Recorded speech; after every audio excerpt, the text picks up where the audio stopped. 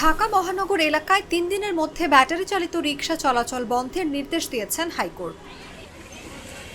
এ সংক্রান্ত বিষয়ে দায়ের করা রিটের প্রাথমিক শুনানি নিয়ে মঙ্গলবার হাইকোর্টের বিচারপতি ফাতেমা নজিব ও বিচারপতি মাহমুদুর রাজির সমন্বয়ে গঠিত বেঞ্চ এ আদেশ দেন।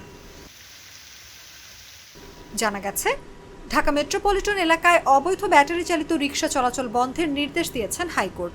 একই সঙ্গে এ বিষয়ে ব্যবস্থা না নেওয়া কেন অবৈধ ঘোষণা করা হবে না জানতে চেয়ে রুল জারি করেছেন আদালত।